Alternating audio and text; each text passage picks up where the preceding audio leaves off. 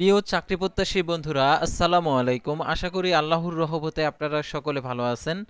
তো ইতিমধ্যে আপনারা দেখতে পারছেন নতুন একটি নিয়োগ বিজ্ঞপ্তি প্রকাশিত হয়েছে শিক্ষা মন্ত্রণালয় মাধ্যমিক ও উচ্চশিক্ষা বিভাগে। দেখতে পারছেন 12 নভেম্বর 2025 খ্রিস্টাব্দ তারিখে প্রকাশিত। তো দেখতে পারছেন এখানে নিয়োগ বিজ্ঞপ্তিতে যে কথাগুলো বলা রয়েছে, তো দেখতে পারছেন এখানে যে নিয়োগ বিজ্ঞপ্তি মাধ্যমিক ও উচ্চশিক্ষা বিভাগ, শিক্ষা মন্ত্রণালয়ের রাজস্ব খাতভুক্ত অর্থাৎ সম্পূর্ণ সরকারি নিয়োগ বিজ্ঞপ্তি। সরাসরি নিয়োগযোগ্য শূন্য পদ এর বিপরীতে জাতীয় বেতন স্কেল 2015 সালের 13তম থেকে 20তম গ্রেডভুক্ত নিম্নোক্ত স্থায়ী পদে সরাসরি জনবল নিয়োগের লক্ষ্যে পদের পাশে বর্ণিত শর্তে বাংলাদেশি প্রকৃত নাগরিকদের নিকট থেকে কেবলমাত্র অনলাইনে আবেদনপত্র আহ্বান করা যাচ্ছে। অনলাইন ব্যতীত কোনো আবেদনপত্র গ্রহণ করা হবে না।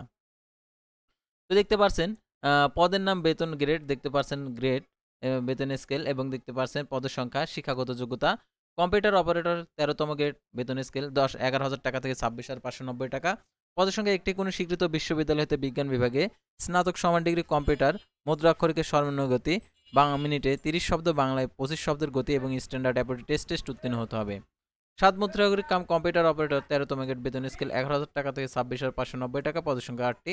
কোনো স্বীকৃত বিশ্ববিদ্যালয় হতে স্নাতক সমান ডিগ্রি কম্পিউটার প্রশিক্ষণপ্রাপ্ত, লিপিতে সর্বনিম্ন পরীক্ষায় গতি ইংরেজিতে 70 শব্দ, বাংলায় সর্বনিম্ন গতি প্রতি মিনিটে 45 শব্দ, কম্পিউটার মুদ্রাক্ষরিকের সর্বনিম্ন গতি প্রতি মিনিটে 30 শব্দ এবং বাংলায় প্রতি মিনিটে 25 শব্দ। Computer word processing, email, fax পরিচালনার দক্ষতা অভিজ্ঞতা থাকতে হবে। তারপরে দেখতে পাচ্ছেন ক্যাশিয়ার, গ্রেড হচ্ছে 14, 10,200 টাকা থেকে 24,680 টাকা। পদের সঙ্গে একটি কোনো স্বীকৃত বিশ্ববিদ্যালয়তে বাণিজ্য বিভাগের স্নাতক সমান degree computer word processing, computer চালানোর দক্ষতা অভিজ্ঞতা থাকতে হবে। অফিস সহকারী কম্পিউটার মুদ্রাক্ষরিক, গ্রেড হচ্ছে 16, বেতন স্কেল 9,300 টাকা থেকে 22,490 টাকা। পদের সংখ্যা 3টি। কোনো স্বীকৃত বোর্ড হইতে উচ্চ মাধ্যমিক সার্টিফিকেট, এইচএসসি বা সমান পরীক্ষা উত্তীর্ণ, কম্পিউটার প্রশিক্ষণপ্রাপ্ত, কম্পিউটার মুদ্রাক্ষরিকে প্রতি মিনিটে বাংলায় 20 এবং ইংরেজিতে 20 শব্দের গতি থাকতে হবে। কম্পিউটার টাইপিংয়ের গতি দেখতে পারছেন থাকতে হবে এবং ওয়ার্ড প্রসেসিং, ইমেল, ফ্যাক্স পরিচালনার দক্ষতা অভিজ্ঞতা থাকতে হবে। তারপর দেখতে পারছেন অফিস সহায়ক, দেখতে পারছেন 20তম গ্রেড 18,250 টাকা থেকে 20,010 টাকা। পদের সংখ্যা 13টি। কোনো স্বীকৃত বোর্ড হতে মাধ্যমিক স্কুল সার্টিফিকেট, এসএসসি বা সমান পরীক্ষার উত্তীর্ণ। তো আপনি যদি আমাদের এই চ্যানেলে নতুন দর্শক হয়ে থাকেন তাহলে অবশ্যই আমাদের এই চ্যানেলটিকে সাবস্ক্রাইব করে রাখবেন, notification bell button all press করে রাখবেন, এই ভিডিওটিতে একটি লাইক করে দেবেন। আর যারা ফেসবুক পেজে ভিডিও দেখছেন ফেসবুক পেজটি ফলো দিয়ে রাখবেন। ডিসক্রিপশন বক্সে আমাদের ফেসবুক পেজের লিঙ্ক দেওয়া রয়েছে এবং আমাদের সাথে যোগাযোগ করার জন্য হোয়াটসঅ্যাপ নাম্বারও দেওয়া রয়েছে, আপনারা যোগাযোগ করতে পারেন। তো আমাদের ফেসবুক পেজ এবং ইউটিউব চ্যানেলে যে সকল আপডেটগুলো জানতে পারবেন, সরকারি, বেসরকারি, এনজিও, ডিফেন্স, শিক্ষক নিয়োগ, sales, marketing, railway job, NGO job, এক কথায় সকল ধরনের নিয়োগ বিজ্ঞপ্তির আপডেট জানতে পারবেন, পাশাপাশি নিয়োগ পরীক্ষার এবং জরুরি প্রয়োজনে আপনারা যোগাযোগও করতে পারবেন। তো আর কথা না বাড়িয়ে এই নিয়োগ বিজ্ঞপ্তির বাদবাকি অংশ অর্থাৎ আবেদনের ক্ষেত্রে, আবেদন ফর্ম পূরণ ও পরীক্ষা অংশগ্রহণের ক্ষেত্রে নিম্ন বর্ণিত শর্তাবলী যা অনুসরণ করতে হবে সেগুলো আপনাদেরকে দেখিয়েছি। তো দেখতে পাচ্ছেন আবেদন ফর্ম পূরণ, পরীক্ষা অংশগ্রহণের ক্ষেত্রে নিম্ন বর্ণিত শর্তাবলী অনুসরণ করতে হবে। 1 নভেম্বর 2025 খ্রিস্টাব্দ তারিখে বয়স 18 থেকে 32 বছরের মধ্যে হতে হবে। ক্রমিক 2 ও 4 নং ক্রমিক পদের জন্য বিভাগীয় প্রার্থীদের ক্ষেত্রে 40 বছর পর্যন্ত বয়স প্রমাণের ক্ষেত্রে অ্যাফিডেভিট গ্রহণযোগ্য নয়। দেখতে পাচ্ছেন পাতা 2, দেখতে পাচ্ছেন এই নিয়োগ বিজ্ঞপ্তিতে ছকে 1 নং ক্রমিকের শূন্যপদ পূরণের সরকার কম্পিউটার পার্সোনাল নিয়োগ বিধিমালা 2019 2 ও 4 ও 5 নং শূন্যপদ পূরণের বাংলাদেশ সচিবালয় ক্যাডার বহির্ভূত কর্মকর্তা, নন গ্যাজেট কর্মচারী নিয়োগ বিধিমালা 14 এবং ক্রমিক 3 এর শূন্য পদে পূরণের লক্ষ্যে মন্ত্রণালয় বিভাগের হিসাবকোষের কর্মচারী নিয়োগ বিধিমালা 18 অনুসরণ করা হবে। এছাড়া নিয়োগ সংক্রান্ত বিদ্যমান সরকারি যাবতীয় বিধিবিধান, আদেশ, নিয়মাবলী ওঠার ক্ষেত্রে সরকারের সর্বশেষ সিদ্ধান্ত অনুষ্ঠিত হবে। সরকারি, আধা সরকারি, স্বশাসিত প্রতিষ্ঠানে কর্মরত প্রার্থীদেরকে অবশ্যই কর্তৃপক্ষের অনুমতিক্রমে আবেদন করতে হবে।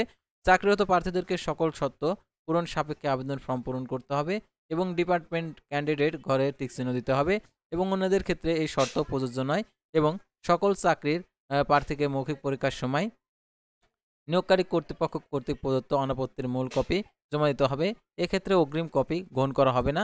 চাকরির আবেদন ফর্মে সকল শিক্ষাগত যোগ্যতার বিষয়টি উল্লেখ করতে হবে, অন্যথায় চাকরির নির্বাচিত হবার পর পূর্বে অর্জিত শিক্ষাগত যোগ্যতার আর কি তথ্যগুলো অন্তর্ভুক্ত করার সুযোগ থাকবে না। বিজ্ঞপ্তির সকল পদের সংখ্যা শূন্য পদের জন্য নিয়োগ পরীক্ষা একই তারিখে অনুষ্ঠিত হওয়ার সম্ভাবনা থাকায় একাধিক পদে আবেদন না করার জন্য পরামর্শ দেওয়া হলো। আর সকল পদের লিখিত মৌখিক পরীক্ষার গ্রহণ করা হবে। 1 2 ও 4 নং ক্রমিক পদের জন্য লিখিত ব্যবহারিক পরীক্ষা উত্তীর্ণ হতে হবে। 3 ও 5 নং ক্রমিক পদের জন্য লিখিত পরীক্ষার উত্তীর্ণ প্রার্থীরা মৌখিক পরীক্ষার সময় যোগ্য হিসাবে বিবেচিত হবে। তো এই নিয়োগ বিজ্ঞপ্তির আবেদনের ক্ষেত্রে আরও যে তথ্যগুলো দেওয়া রয়েছে তো এগুলো অবশ্যই আপনারা দেখে নেবেন।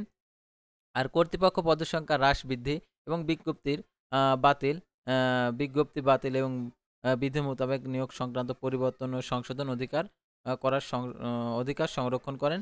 লিখিত, মৌখিক ও ব্যবহারিক পরীক্ষার জন্য তারা কোনো প্রকার টিএডি প্রদান করবে না। এখন দেখতে পাচ্ছেন অনলাইন আবেদনপত্র পূরণ সংক্রান্ত শর্তাবলী করণীয়। পরীক্ষা অংশ নিচ্ছুক প্রার্থীগণকে shedshit.teletalk.com.bd ওয়েবসাইটে আবেদনপত্র পূরণ করবেন। আবেদনের সময়সীমা নিম্নরূপ। তো দেখতে পাচ্ছেন এখানে অনলাইন আবেদনপত্র পূরণ ও পরীক্ষার ফি জমাদানের শুরুর তারিখ 16/11/2025 সকাল 10টা। অনলাইন আবেদনপত্র জমাদানের শেষ তারিখ 6/12/2025 বিকেল 5টা।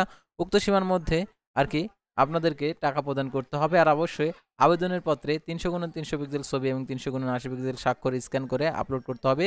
ছবির সাইজ 100 কেবি, স্বাক্ষর সাইজ 60 কেবি হতে হবে সর্বোচ্চ।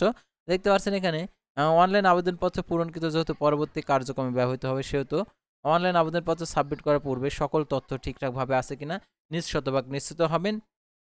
তো অনলাইনে পূরণকৃত আবেদনপত্রে একটি প্রিন্ট করে পরীক্ষা সংক্রান্ত প্রয়োজন সহায়ক হিসাবে সংরক্ষণ করবেন এবং মৌখিক পরীক্ষার সময় 1 কপি জমা দিতে হবে। তো দেখতে পাচ্ছেন এখানে SMS এর প্রেরণ ও পরীক্ষার ফি প্রদানের নিয়মাবলী।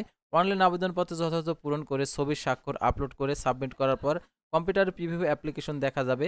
আবেদনে সাবমিট করা থাকে এমন স্পষ্ট এবং সম্পূর্ণ সাদা ঘোলা এবং ছবির স্বাক্ষর যদি সঠিক না থাকে তাহলে পুনরায় আবেদন করতে পারবেন।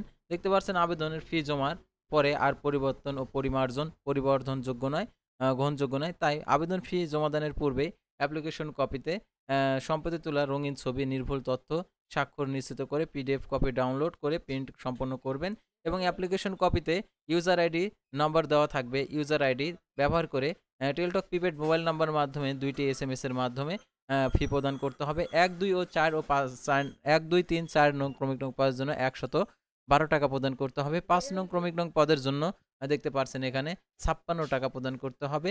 আর এখানে 72 ঘন্টার মধ্যে জমা দিবেন এবং অর্থাৎ 56 টাকা, অর্থাৎ এই টাকাটি 72 ঘন্টার মধ্যে জমা দিবেন। আর ক্ষুদ্র নিগোষ্ঠী অনগ্রসর প্রার্থীদের ক্ষেত্রে সকল পদের ক্ষেত্রে 56 টাকা প্রদান করতে হবে। এখানে বিশেষভাবে উল্লেখ্য যে অনলাইন আবেদনপত্র সকল অংশ পূরণ করার পর যদি পরীক্ষার ফি জমা না দেন তাহলে আবেদনপত্র কোনো অবস্থাতে গৃহীত হবে না।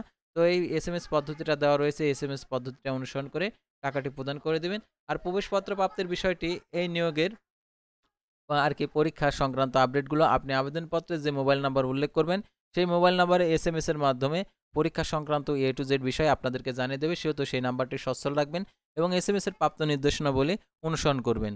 তো আশা করি আপনারা এই নিয়োগ বিজ্ঞপ্তি সংক্রান্ত তথ্যগুলো আপনারা জানতে এবং বুঝতে পারছেন। তো পরবর্তী ভিডিওতে আবার কোনো নতুন জব সার্কুলার নিয়ে আপনাদের সামনে হাজির হবে। সেই পর্যন্ত সবাই ভালো থাকবেন, সুস্থ থাকবেন আর অবশ্যই আমাদের এই চ্যানেলটিকে সাবস্ক্রাইব করে পাশে থাকবেন। আল্লাহ হাফেজ।